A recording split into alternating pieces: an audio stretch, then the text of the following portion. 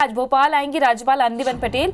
11 नवंबर तक राज्यपाल का भोपाल प्रवास रहने वाला है। 10 नवंबर को उपचुनाव के नतीजे आएंगे। सीएम शिवराज ने बीजेपी की शानदार जीत का दावा किया है। कांग्रेस पर बीजेपी विधायकों पर डोरे डालने का भी आरोप लगाया। कमलनाथ बोले, मुझे जनता पर भरोसा, कांग्रेस का परचम लहराएगा। तो जीत के उपचुनाव के नतीजों के पहले जीत के दावे किए जा रहे हैं। 11 नवंबर तक राज्यपाल का भोपाल प्रवास रहने वाला है। 10 तारीख को नतीजे आएंगे। इससे पहले मुख्यमंत्री शिवराज सिंह चौहान ने जीत का दावा किया है। कमलनाथ भी कह रहे हैं कि कांग्रेस का परचम लहराएगा। नवीन सिंह हमारे सहयोगी ज्यादा जानकारी के साथ में जुड़ रहे हैं।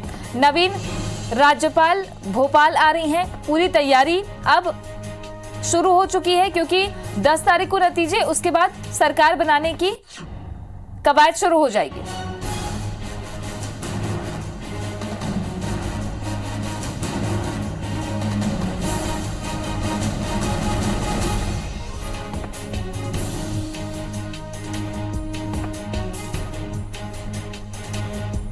चलो दोबारा जुड़ने की कोशिश करेंगे नवीन से।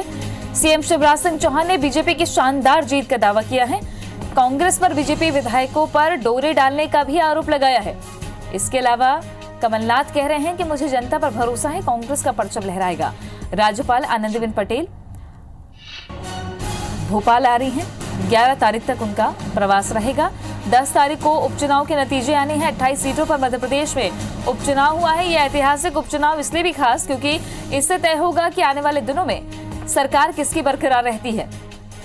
पहली मर्तबा मध्य प्रदेश के इतिहास में 28 सीटों पर एक साथ उपचुनाव हुए हैं और कांग्रेस के लिए एक बड़ी चुनौती की इन 28 की 28 सीटें जीतनी कांग्रेस के लिए बेहद जरूरी है सरकार बने रहने के लिए। बसपा ने पहले ही बीजेपी को समर्थन देने का ऐलान कर दिया है। अब देखना है कि नतीजे क्या कहते हैं और समीकरण किस तरीके के बनते हैं। कुछ स्थितियां साफ होती नजर आ रही हैं। नवीन सिंह हमारे सहयोगी ज्यादा जानकारी के साथ जुड़ गए हैं। नवीन, राज्यपाल भोपाल आ रही हैं, अब पूरी तैयारियां अंतिम दौर में रहेंगी।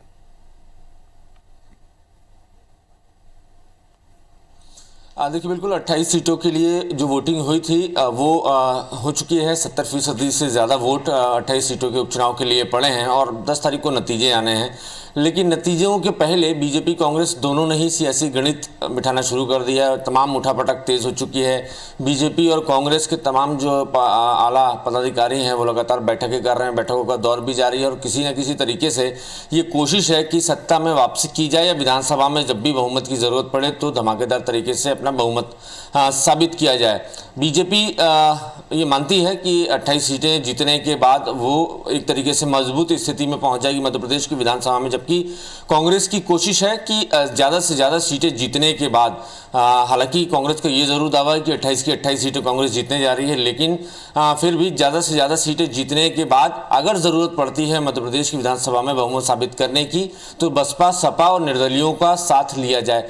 पूरी कोशिश कांग्रेस की तरफ से भी जारी है, बीजेपी की तरफ से भी जारी है। हालांकि ऐसा लगता है कि बसपा, सपा और निर्दलीय विधायक आखिरी में किंग मेकर की भूमिका निभाएंगे। जिस तरीके से उनकी तवज्जो देखने को मिल रही है, बीजेपी और कांग्रेस के तमाम नेता उनको अप्रोच कर रहे हैं।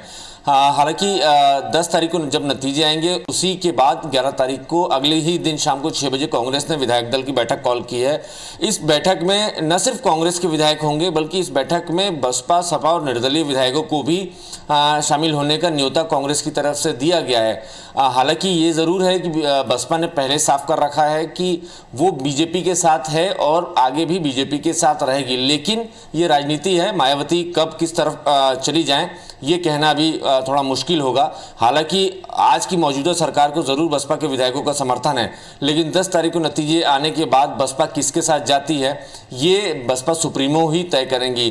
खबर ये भी मिली थी कि बसपा और सपा दोनों ही पार्टियों के प्रमुखों से बातचीत करने की तैयारी कर रहे हैं पूर्व मुख्यमंत्री कमलनाथ, और अगर ये बातचीत होती है और बातचीत में कुछ हल निकलता है तो 10 तारीख के बाद बसपा के 2 विधायक और सपा का 1 विधायक तीनों ही कांग्रेस के साथ होंगे। फिलहाल कांग्रेस और बीजेपी दोनों की ही कोशिश है कि ज़्यादा से ज़्यादा सीटें जीती जाए, नतीजे उनके हक में आए और उसके बाद सत्ता में वापसी करें और धमाकेदार तरीके से जब भी मध्य प्रदेश की विधानसभा में बहुमत साबित करने की जरूरत होगी तो कांग्रेस या बीजेपी दोनों ही अपना बहुमत साबित कर सकें। घमासान जितना दिलचस्प उपचुनाव के दौरान और पहले देखा गया है, नतीजों के बाद किस तरीके का राजनीतिक समीकरण बनता है ये भी देखना बहुत दिलचस्प होगा।